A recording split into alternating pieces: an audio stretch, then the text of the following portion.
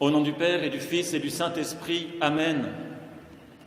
Chers amis, chers frères et sœurs, dans quelques jours, et j'anticipe un petit peu, nous célébrons cette fête de l'Ascension. Le Seigneur en fait l'annonce aujourd'hui dans ce passage de l'Évangile de Saint Jean que nous venons d'entendre. Je quitte le monde et je vais au Père maintenant.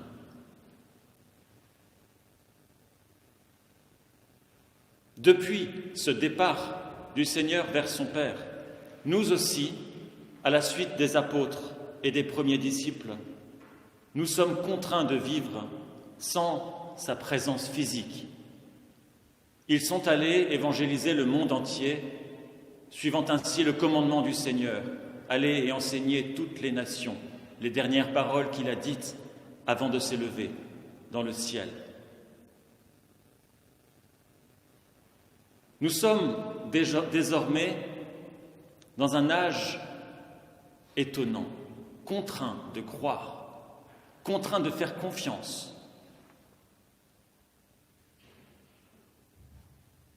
Vous avez cru que je suis sorti d'auprès de Dieu, nous dit-il aujourd'hui dans ce passage. Oui, contraints de faire confiance, contraints de croire, sans voir. Un âge donc difficile qui dure depuis 2000 ans, où notre confiance est parfois mise à rude épreuve, mais un âge aussi source de grâce. En effet, le Seigneur dit à saint Thomas, « Bienheureux ceux qui ont cru sans avoir vu, Thomas. » À nous aussi, à chacun d'entre nous, il le dit. Je voudrais revenir sur le fait que ce soit une période qui dure depuis 2000 ans, une période difficile et source de difficultés pour notre foi, de ne pas pouvoir voir celui en qui nous croyons. Nous ne pouvons désormais plus le toucher, lui parler, l'entendre physiquement. Nous pouvons nous remémorer ces scènes de l'Évangile. Marie, sœur de Lazare et de Marthe, versant le parfum sur ses pieds, les essuyant de ses cheveux. Quelle proximité avec son Sauveur, celui qu'elle aime, l'objet de toutes ses tendresses. Saint Jean, qui raconte lui-même que le disciple que Jésus aimait avait posé sa tête sur la poitrine du Sauveur, écoutant battre le Sacré-Cœur de Jésus. Quelle intimité! Quel bonheur donc que cette intimité avec le Verbe incarné, précisément. Il a pris chair pour que nous puissions nous représenter Dieu, voir Dieu, entendre Dieu, parler à Dieu, toucher Dieu. Quelle douceur ce devait être pour ces apôtres, pour ces disciples, de sentir les yeux de Dieu se poser sur soi, ces yeux de Dieu remplis d'amour et de tendresse. Alors tout cela, désormais, nous devons le voir avec les yeux de notre âme. Nous devons accepter de croire sans voir. Et c'est précisément une définition de la foi. Croire, c'est accepter de ne pas voir. Depuis 2000 ans, depuis l'Ascension, nous sommes entrés dans une époque, dans une période, dans un âge de la foi pure, spirituelle. Et comme c'est parfois difficile d'aimer et d'être fidèle à un Dieu qu'on ne peut plus voir. Depuis quelques semaines, même sa présence eucharistique nous a été retirée. Dans la communion, je veux dire. Il ne nous reste ainsi plus que sa présence spirituelle et l'adoration au Saint-Sacrement. Nous ne pouvons plus, désormais, pour peu de temps encore, nous ne pouvons plus le recevoir en nous. Et cela nous fait toucher du doigt la détresse qu'ont dû souffrir les apôtres lorsqu'il est monté au ciel, les laissant presque orphelins. Quelle épreuve! Eh bien, tout cela, chers amis, le Seigneur le sait. Il sait combien notre foi est méritoire.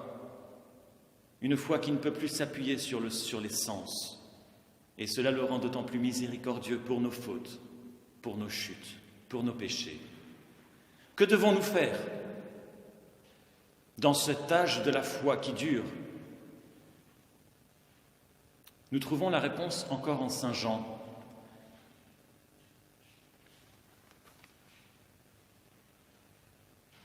Marie, Marthe et Lazare avaient fait un souper pour le Seigneur. Marthe servait, comme c'est son rôle que lui attribue l'Évangile.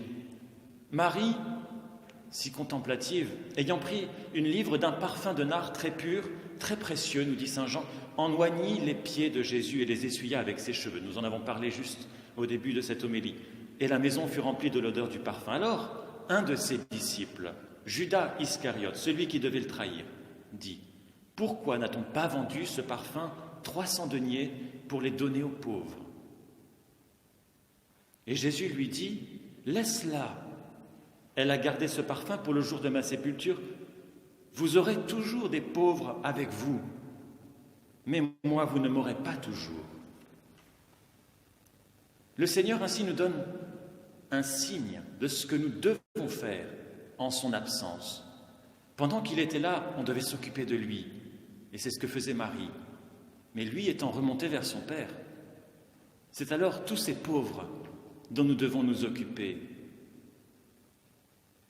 Les pauvres, vous en aurez toujours. Eh bien oui, ils sont là. Il est venu ainsi le temps de la foi pure et le temps de la charité. Le temps de nous occuper de tous ces pauvres. C'est en eux que Jésus vit encore. C'est en eux que Jésus se déguise pour nous rendre visite, pour être présent à nous. Lorsque nous croisons un pauvre, nous pourrions, avec un peu d'habitude, j'en conviens, nous pourrions nous dire: tiens, voilà Jésus qui passe, déguisé.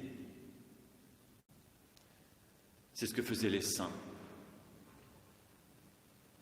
Ce que vous aurez fait au plus petit d'entre les miens, c'est à moi que vous l'aurez fait. Saint Jacques, aujourd'hui dans cette épître, avec sa véhémence coutumière, nous prévient. Si quelqu'un s'imagine être religieux sans mettre un frein à sa langue, il s'abuse lui-même et sa religion est vaine. La religion pure et sans tache devant notre Dieu et Père n'est pas autre qu'avoir soin des orphelins et des veuves dans leur détresse et se préserver pur des souillures de ce monde. Voilà notre mission, croire sans accepter de croire sans voir et aimer le Seigneur partout où il se cache, dans notre prochain et dans les plus pauvres d'entre eux. Une dernière chose toutefois, dans ce passage de l'Évangile, Jésus nous dit: « Ce que vous demanderez au Père, il vous le donnera en mon nom. » Ce n'est pas un hasard si le lundi, le mardi et le mercredi qui précèdent la fête de l'Ascension, l'Église nous fait célébrer les rogations, cette prière litanique pour obtenir ce dont nous avons besoin. Et traditionnellement, nous avons besoin de nourriture et de lutter contre la famine, en tout cas dans les temps anciens. Alors on avait coutume de bénir les champs, de bénir les cultures. Aujourd'hui, peut-être nous n'avons pas de champs à proximité à bénir, néanmoins nous avons bien des choses à demander au Seigneur. Jésus nous prévient dans cet évangile d'aujourd'hui: oui, je remonte à mon Père, mais tout ce que vous demanderez à mon Père en mon nom, il vous l'accordera. Demandons-lui de nous rendre sa présence eucharistique. Demandons-lui de nous rendre tout ce dont nous avons été privés ces dernières semaines. Prions avec insistance, avec supplication, mais avec charité aussi. Rappelons-nous cet avertissement de saint Jacques. Mettons un frein à nos paroles, qui parfois peuvent être acérées. Demandons au Seigneur de tout l'amour de notre cœur, qu'il nous comble de sa présence. Amen.